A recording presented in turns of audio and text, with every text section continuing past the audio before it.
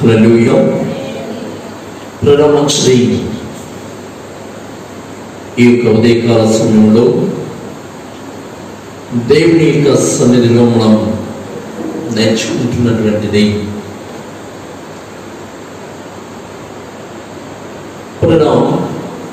ప్రభువా నన్ను పరిశోధించు. ఈ ఉదయకాల సమయంలో మనము పరీక్షించుకోవలసినటువంటి వారుగా ఉన్నాం. పరీక్ష. ఒక వైద్యుని దగ్గరికి మనం వెళితే ఆ వైద్యుడు ఏం చేస్తారంటే, ఆ డాక్టర్ గారు మనకి కొన్ని పరీక్షలు, టెస్టులు రాస్తాడు. ఏం రాస్తాడు? మనము చెప్పిన ఆ సింప్టమ్స్ బట్టి అతను పరీక్షలు రాస్తాడు. ఆ టెస్టులు రాసినప్పుడు ఆ పరీక్షలో ఏదైతే తెలియదో దానిని బట్టి ఆయన ట్రీట్మెంట్ మొదలు పెడతాడు. ఎంత పెద్ద డాక్టర్ అయినా, ఎంత అనుభవం కలిగినటువంటి వాడైనా, ఎంత అనుభవంతో వైద్యం చేస్తున్నా అతను చేసేటువంటిది ఏమిటంటే పరీక్ష.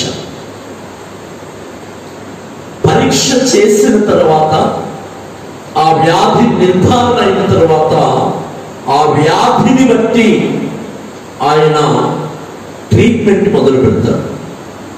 అట్లాగే ఆధ్యాత్మికముగా మన జీవితంలో కూడా మనము పరీక్షించుకోవలసిన వారముగా ఉన్నాం. మనము పరిశోధించుకోవలసినటువంటి వారముగా ఉన్నాం.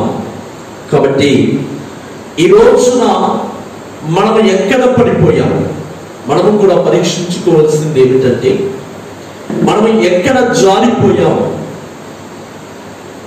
ఏ విధానంలో ఉండేటువంటి వారం, ఎలాంటి పరిస్థితుల్లో మనం జీవించే వారం, ఈనాటి దినములలో మనకున్నటువంటి పరిస్థితి ఏమిటి అని మనము ఆలోచన చేసుకుంటున్నాం. ఈ రోజున పరీక్ష అనేటువంటిది మనకి చాలా ప్రాముఖ్యమైనటువంటిది. ఈ రోజున ఎంతో మంది పరీక్షలు రాశారు, ఎగ్జామ్స్ రాస్తారు. ఆ ఎగ్జామ్స్ లో వారి టాలెంట్ అనేటువంటిది ఎక్కడ గ్రహింపు వస్తుందనంటే, వారికి వచ్చిన మార్కులను బట్టి వారికి గ్రేడ్ ఇస్తారు. ఆ రీతిగానే మనలో కూడా కొన్ని వాక్యములు మనం పరీక్షించుకోవడానికి దేవుని వాక్యము ఎత్తి చెప్పినప్పుడు, వాక్యము నీతో మాట్లాడుతున్నప్పుడు, వాక్యము నిన్ను దర్శిస్తూ ఉన్నప్పుడు నిన్ను నీవు పరీక్షించుకోవలసినటువంటి సమయం. దేవునికి స్తోత్రము కలుగునుగా. మనము కూడా మనలో ఏమున్నాయి, మనలో ఏ లోపం ఉంది, ఏ పాపం ఉంది, ఏ విధేయత ఉంది అని మనము పరిశీలించుకోవలసినటువంటి వారుగా ఉన్నాం. అయితే మొట్టమొదటిగా పరిశుద్ధ బైబిల్ గ్రంథంలో లూకా సువార్త 18వ అధ్యాయం 10వ వచనాన్ని మనం ఒకసారి ధ్యానం చేసుకుందాం. 10వ నుంచి 12 వచనాలను నేను చదువుతాను, చూడండి. లూకా సువార్త 18వ అధ్యాయం 10 నుంచి 12 వచనం. ప్రార్థన చేయుటకై ఇద్దరు మనుషులు దేవాలయమునకు వెళ్ళిరి. వారిలో ఒకడు పరిసయ్యుడు, ఒకడు సుంకరి. పరిసయ్యుడు నిలవబడి, దేవా, నేను చోరులను, అన్యాయస్తులను, వ్యభిచారులైన ఇతర మనుషుల వలెనైనను ఈ సుంకరి వలనైనను ఉండనందుకు నీకు కృతజ్ఞతాస్తుతులు చెల్లించుచున్నాను. వారమునకు 2 మార్లు ఉపవాసం చేయించు, నా సంపాదన అంతటిలో 10వ వంతు చెల్లించుచున్నానని తనలో తాను ప్రార్థించుచుండెను. అనగా ప్రేరణ యొక్క పరిసయ్యుని యొక్క మనస్సు ఎలాంటి మనస్సు అంటే హెచ్చించుకునే మనస్సు. మనలో పరీక్షించుకోవలసింది ఏమిటంటే, నాలో హెచ్చించుకునే మనస్సు ఉందా? ఈ రోజున అనేక మంది హెచ్చింపు జీవితానికి ఇష్టపడుతున్నారు. తనను తాను తగ్గించుకు హెచ్చించుకున్నవాడు హెచ్చింపబడను, హెచ్చించుకున్నటువంటి వాడు తగ్గించుకుంటాడు. కాబట్టి మనం ఏమి చేయవలసిన వారు అంటే మనము తగ్గించుకోవాలి, ప్రార్థనలో తగ్గించుకోవాలి. ఏమండి, కొంతమంది ఏ రీతిగా ఉంటుందంటే ప్రార్థన చేస్తూనే ఉంటారు, కానీ ప్రార్థన జరిగిస్తూనే ఉంటారు, కానీ ఆ ప్రార్థనలో ఈ పరిశీలన అని నేను బాగా ప్రార్థన చేస్తున్నాను, లేకపోతే నాకు మంచి బిల్డింగ్ ఉంది, నాకు మంచి కారు ఉంది, నాకు మంచి సంపద ఉంది అంటే కొంతమంది దేనిని బట్టి గర్విస్తారంటే వారికున్న డబ్బును బట్టి గర్విస్తారు, ఆస్తులను బట్టి గర్విస్తారు, అంతస్తులను బట్టి గర్విస్తారు, ఐశ్వర్యాలను బట్టి గర్విస్తారు. వారి మనస్సు ఎక్కడ గర్విస్తుందో, మనము ఎక్కడ పడిపోయామో మనము పరీక్షించుకోవలసిన వారుగా ఉన్నాం. కొంతమందికి ఏ గర్వం ఉంటుందంటే భక్తి గర్వం. ఏ గర్వం? నేనే బాగా ప్రార్థన చేయగలను, నేనే బాగా పాట పాడగలను, నేనే బాగా వాయిద్యములు వాయించగలను, నేనే బాగా దేవుని యొక్క మందిరంలో ఉండగలను. ఈయనప్పుడు ఏమంటున్నాడు? వారానికి 2 సార్లు ఉపవాసం అంటున్నాను, దేవుని సన్నిధిలో 10వ భాగాన్ని ఇస్తున్నాను, ప్రతి ఆదివారము మానక దేవుని మందిరానికి నేను వెళ్తున్నాను అని చెప్పి ఏం చేస్తున్నాడు? ప్రార్థన చేస్తున్నాడు. మనం ఈ రోజున ఏం చేసుకోవలసిన వారుగా ఉన్నామంటే పరీక్షించుకోవలసినటువంటి వారుగా ఉన్నాం. నాలో తగ్గింపు స్వభావం ఉందా, హెచ్చింపు స్వభావం ఉందా? ఎవరైతే హెచ్చింపబడతారో వారు తప్పనిసరిగా తగ్గించబడతారు. యేసయ్య ఎక్కడైనా హెచ్చింపబడినట్టుగా ఉందా? ఆయన స్వస్థపరిచేయమన్నాడు, రోగులను స్వస్థపరిచేయమన్నాడు, నీ విశ్వాసమే నిన్ను స్వస్థపరచును అన్నాడు. ఒకవేళ ఆయన ఏదైనా ఆయనకి మహిమ వచ్చిందనంటే సర్వ ఘనత మహిమ ప్రభావములు ఆయనకే, నా తండ్రికే కలుగునుగాక అన్నాడు. కానీ మనం ఏం చెప్పుకుంటాము? నేను ప్రార్థన చేస్తేనేనండి ఏమంటారు? నేను ప్రార్థన చేస్తే నా దయ్యం పోయింది, ఇంక దేవుడు ఎందుకు? మనం మొదలు పెడితే దేవుడు విడుదలిచ్చాడు. అందుకనే మనస్సున గర్వించాడు హిజ్కియా. తన నొసట ఏం పుట్టిందంటే కుష్టు రోగం పుట్టింది. ఏం పుట్టింది? అప్పుడు ఆయన పరీక్షించుకున్నాడు తనను తాను. ఈ కుష్టు రోగం రావడానికి కారణం ఏంటి? ఈ వ్యాధి, ఈ బలహీనత రావడానికి కారణం ఏమిటి? మనకు కూడా కొన్ని రోగాలు, కొన్ని తెగుళ్ళు వస్తూ ఉంటాయి. ఎందుకు ఈ రీతిగా జరుగుతుందో అర్థం కాదు. అందుకనే మనము కూడా ఏం చేసుకోవలసిన వారముగా ఉన్నామంటే పరీక్ష చేసుకోవలసినటువంటి వారముగా ఉన్నాం. వెండికి మూస తగినది, బంగారులకు కొలిమి తగినది అని అంటాడు సామెతల గ్రంథంలో. బంగారాన్ని కొలిమిలో వేసి కాల్చినప్పుడు ఏమవుతున్నది? మట్టి ముద్దగా ఉన్నటువంటి బంగారం దానికి మెరుగు రావటానికి ఏం చేయాలంటే కాల్చబడాలి. మనకి కూడా కొన్ని పరీక్షలు అనేటువంటి మన జీవితంలో కలిగితేనే మనము కూడా ఒక విజయాన్ని పొందుకునగలుగుతాం, మనము కూడా ఒక అద్భుతాన్ని చూడగలుగుతాం. అందుకనే మనలో హెచ్చింపు మనస్సు ఉన్నదేమో అని మనము పరీక్షించుకోవాలి. లూసిఫర్, దేవుడి దగ్గర మంచి అధిష్టానం కలిగినటువంటి లూసిఫర్ ఎందుకు అక్కడి నుంచి త్రోసివేయబడింది? గర్వం. దేవుడితో నేను సమానత్వాన్ని కావాలని కోరుకుంది, దేవుడితో సమ అనుభవం కావాలని కోరుకుంది లూసిఫర్. నేను లేకపోతే దేవుడు లేడు, రెక్కను ఆడిస్తే సప్త స్వరాలు పలుకుతాయి, మంచి సంగీతం. నా ద్వారా దేవుడు తన్మయత్వం చెందుతున్నాడు, నా ద్వారా దేవుడు ఆరాధన నా ద్వారానే జరుగుతుంది అని ఆయన ఏం చేస్తున్నాడనంటే ఆరాధన చేస్తున్నాడు. అందుకనే లూసిఫర్ ఏం చేశాడంటే గర్వించాడు, దేవునితో సమానత్వాన్ని కోరుకునే కాలంగానే అక్కడ నుంచి కిందకి పాతాళంలోనికి త్రోసివేయబడ్డా. ఇదివరకు ప్రతి దానిలో మనము దేవుని సన్నిధిలో ముందు ఉండేటువంటి వారు, ప్రారంభ ప్రార్థనకి ఉండేటువంటి వారు, పాటలకి ఉండేటువంటి వారు. ఈ రోజున ఏమవుతున్నాం అంటే దేవుని సన్నిధికి సహవాసానికి మనము దూరం అవుతున్నాం. ఏదో కాసేపు మెకానికల్ గా దేవుని ఆరాధిస్తే సరిపోతుందిలే అన్నట్లుగా ఉంటున్నాం, ఏదో వాక్యం సమయానికి వెళితే సరిపోతుందిలే అన్నట్లుగా ఉంటున్నాం. మరి పాటలు పాడతారు, మరి ఆరాధన ఎవరు చేస్తారు? దేవునికి ఆరాధన అంటే ఇష్టం, దేవునికి పాటలు అంటే ఇష్టం, దేవునికి సంగీతం అంటే ఇష్టం. దేవుడిని మహిమపరచడం ప్రారంభ దినాల్లో ముందుగానే ఉండేటువంటి వారం. ఇప్పుడు మొదటి వారు కడపటి వారు, కడపటి వారు మొదటి వారిగా మనం చేయబడుతున్నాం. ఇది కాదు, దేవుని సన్నిధిలో మన స్థితి ఏమిటి, దేవుడు మనకిచ్చిన తలాంతు ఏమిటి అని మనము పరీక్షించుకోవలసినటువంటి వారుగా ఉన్నాం. ఏదైనా వాడుతుంటే మొదలుంటుందా, వాడకుండా ఉంటే మొదలుంటుందా?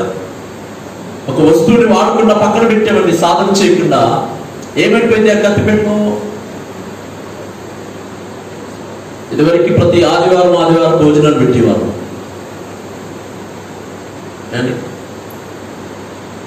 ఇప్పుడు ఈ కరోనా వైరస్ గురించి దాన్ని ఆపారు. మొన్న ఈ మధ్య కత్తి పెట్టిన తీసుకువస్తుంటే మన జ్యోతిమ గారు నిమ్మకాయ పెట్టి రుద్దుతూ ఉన్నదండి. ఎందుకంటే వాడక తుప్పు పెట్టిపోయింది. ఏమైపోయింది? వాడక తుప్పు పట్టింది. అట్లాగే మనలో కూడా భక్తిలో కూడా మనకి సాధన ఉండాలి. ఆ సుంకని ఏం చేస్తున్నాడంటే, యా నీ పాదాల ఎదుట నేను నిలిచి ఉండటానికి కూడా యోగ్యుడను కాను అని ప్రార్థన చేస్తున్నాడు. అందుకని దేవుడు ఆ సుంకరి ప్రార్థన ఆలకించాడు. మనస్సును గర్వించినటువంటి వాని యొక్క ప్రార్థన దేవుడు అంగీకరించలేదు. మనం ఎప్పుడైతే దేవుని సన్నిధిలో మనము తగ్గించుకోవటం నేర్చుకుంటామో దేవుడు మనల్ని హెచ్చిస్తాడు. దేవునికి స్తోత్రము కలుగునుగాక.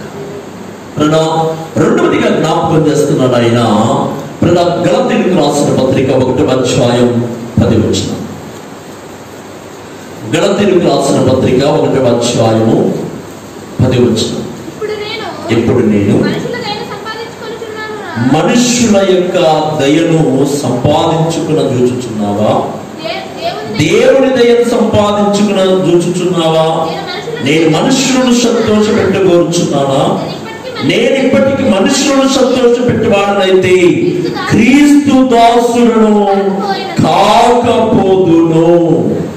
కొంతమందికి ఏముంటుందంటే పొగడ్తల పైన ఆశ. దేని మీద ఆశ? కొంతమందిని ఏం చేయాలంటే సబ్బు కొట్టాలి. సబ్బు కొడితే బాగా నొరుగొచ్చింది కదా, అట్లా వీళ్ళు ఏం చేయాలంటే, అబ్బా నీ అంత బాగా పాట పాడేవాడు లేడు, నీ అంతగా పని చేసేటువంటి వారు లేడు, నీకులాగా వంట చేసేటువంటి వారు లేడు, నీకులాగా అండి వాక్యం చెప్పేవారు లేరు అని కొంతమంది ఏం చేయాలంటే పొగడాలి. పొగడతారు. నీ డ్రెస్ ఎంత బాగుందో, ఎంత చక్కని గాత్రమో, ఎంత చక్కని స్వరమో, ఎంత చక్కగా ఉన్నావు. ఇప్పుడు ఏం చేసిందంత నక్క కాకి ఏ పట్టుకుందంట? జున్నుగడ్డను పట్టుకుందంట. జున్నుగడ్డ దాని దగ్గర నుంచి ఏ రీతిగా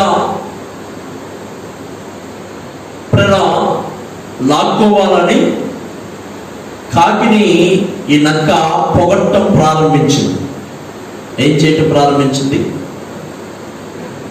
అబ్బా నువ్వు ఎంత అందంగా ఉన్నావు, నిజంగా కాకి అందంగా ఉండిద్దా?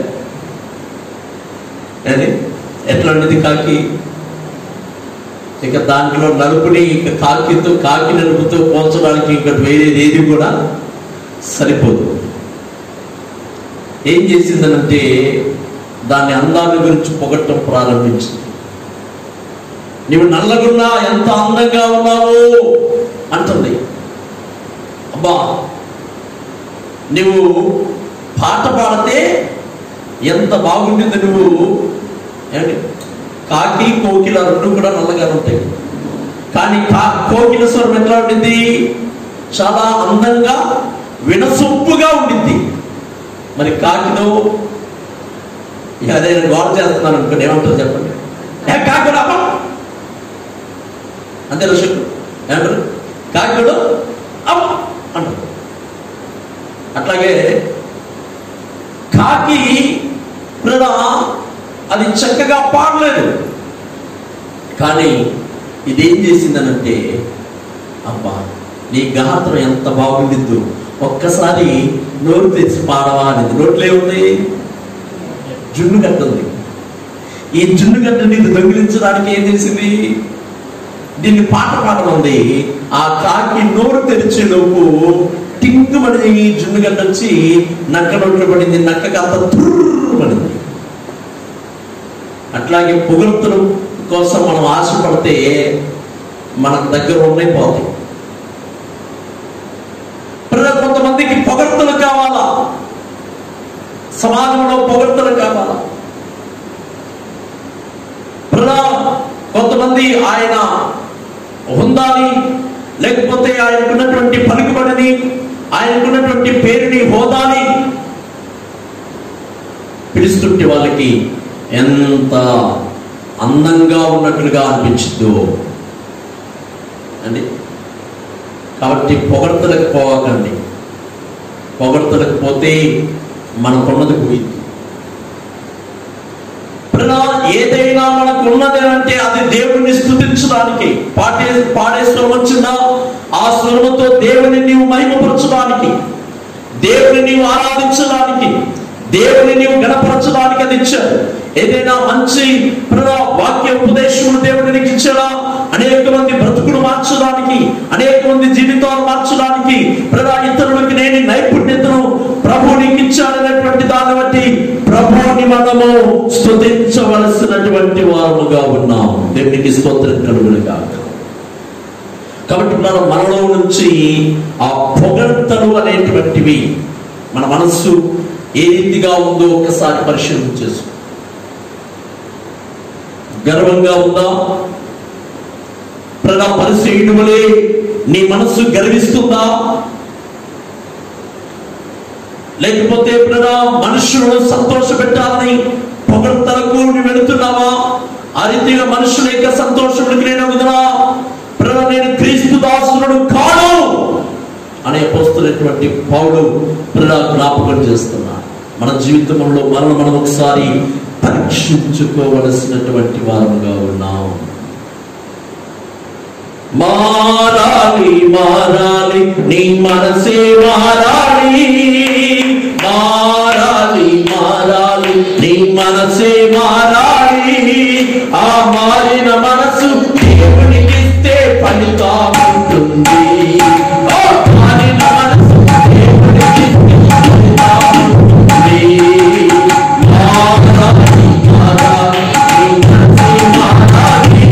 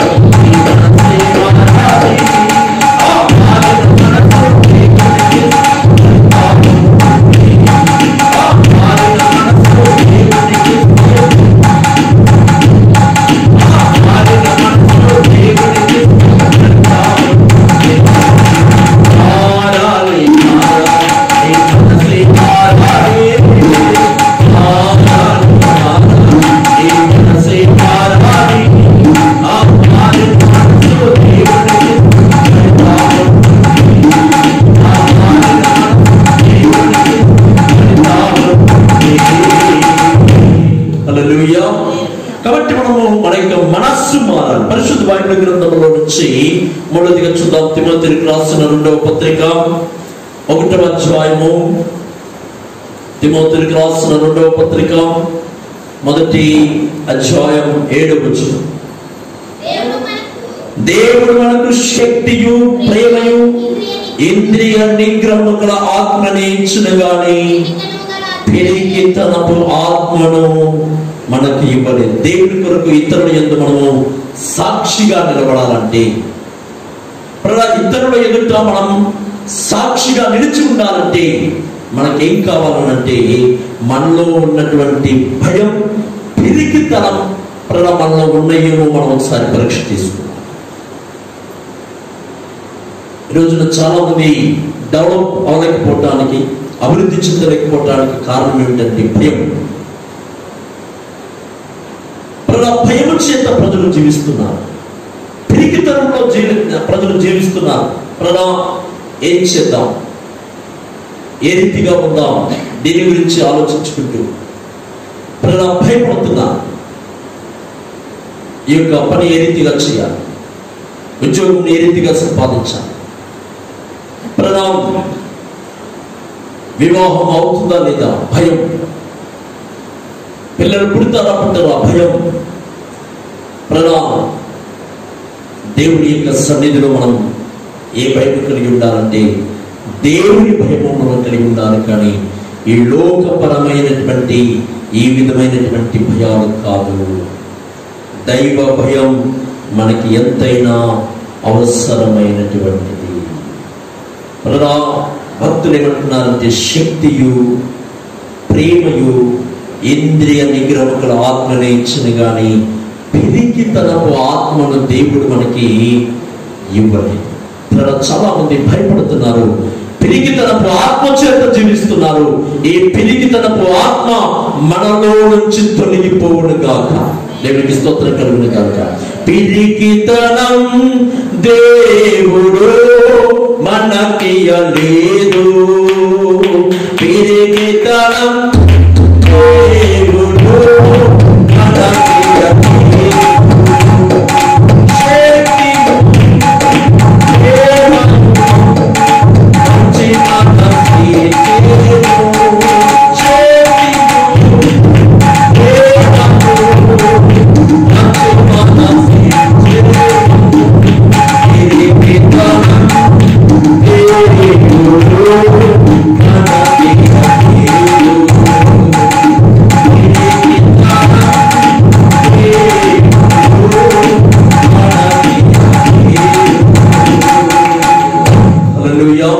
కాబట్టి మనకి దేవుడు ఏమిచ్చాడంటే ఇతరులను ప్రేమించే మనసు ఇచ్చాడు. మనం ఇతరులను ప్రేమిస్తున్నామా? యేసయ్య ఈ లోకాన్ని ఎంతో ప్రేమించాడు. ఎంతగా ప్రేమించాడంటే తన శిలువ మరణము పొందినంతగా ప్రేమించాడు. మన కోసం 5 గాయములు చెందేంత వరకు ఆయన ప్రేమను వ్యక్తపరిచాడు. కాబట్టి మనలో ఉన్నది ఏంటంటే పిరికితనపు ఆత్మ కాదు, ప్రేమించే మనస్సు మనకి కావాలి. ఆ ప్రేమించే మనస్సు నీలో ఉందా? యేసయ్య మన దోషములన్నింటినీ క్షమించాడు కాబట్టి మనం ప్రేమించబడ్డాం. యేసయ్య మన యొక్క పాపములన్నీ, అవిధేయతలన్నీ క్షమించాడు కాబట్టి మనము ప్రేమించబడ్డాం. క్రీస్తు ప్రేమ నీలో ఉందా? క్రీస్తు యేసుకు కలిగిన ఈ మనస్సు మీరును కలిగి ఉండుడి అన్నాడు. ఏమన్నాడు? ఏ మనస్సు అంట? మనం కలిగి ఉన్న మనస్సు ఏంటి? క్రీస్తు యేసుకు కలిగిన మనస్సు. ఏ మనస్సు అయినా? తగ్గించుకునే మనస్సు. 3 సందర్భాలు మనం నేర్చుకున్నాం. 1, మనలో నుంచి హెచ్చించుకునే మనస్సు తీసివేయమని మనం పరీక్ష చేసుకున్నాం. 2వదిగా మనకి పొగడ్తల పైన ఆశ ఉన్నదేమో. ఎల్లప్పుడూ చాలా మంది పొగడ్తలకే ఆశిస్తారు. వారు పొగడబడడానికే చూస్తూ ఉంటారు. పొగడ్తలు కాదు, దేవుడి యందు మనకి ఆశ కావాలి, దేవుడి యందు మనకు నిరీక్షణ కావాలి. అందుకని బ్రదా కొన్ని విషయాలు మనకంటే మన ఎదుటి ఉన్న వారికి మన గురించి అర్థమవుతాయి. వారు మనల్ని ఎత్తి చూపిస్తున్నప్పుడు మనము పరీక్షించుకోవలసిన వారు. భక్తుడు తనను తాను ఏం చేసుకున్నాడంటే పరీక్షించుకున్నాడు, సుక్కని పరీక్షించుకుంటున్నాడు. అయ్యా, నీ వైపు చూడటానికి కూడా నాకు కన్నుడు చాలదు, ధైర్యం చాలదు, నేను పాపిని అని సుక్కరి తగ్గించుకొని ప్రార్థన చేస్తున్నాను. మనం కూడా అలాంటి స్వభావం, తగ్గించుకునే స్వభావం, తగ్గించుకునే ఆత్మ, హెచ్చింపు మనస్సు నీకున్నదేమో నిన్ను పరీక్షించుకో. పొగడ్తల పైన ఆశ నీకున్నదేమో నిన్ను పరీక్షించుకో. భయము, పిరికితనం అనే ఆత్మ నీకున్నదేమో పరీక్షించుకో. దేవుడు నీకు ప్రేమించే మనస్సు, క్రీస్తు యేసుకు కలిగిన మనస్సు కలిగి ఉండి దేవుని సన్నిధిలో మనమందరం ముందుకు సాగుదాం. మనందరూ కూడా మోకరించుదాం. ప్రభు సన్నిధిలో ప్రార్థించుదాం. రెండు మోకాళ్ళ మీదకి వద్దాం. ఒక 2 నిమిషాలు యేసయ్య పాదాల సన్నిధిలో మనము ప్రార్థించుదాం. యేసయ్య, నీ యందు నిరీక్షణ కలిగినటువంటి మనస్సును నాకు దయచేయి. హెచ్చించుకునే మనస్సు నాలో ఉన్నదేమో, ఆ హెచ్చించుకునే మనస్సు నాలో నుంచి తొలగించున్నాడు. ప్రభు బలలోనికి మనం వెళ్ళిపోతున్నాం.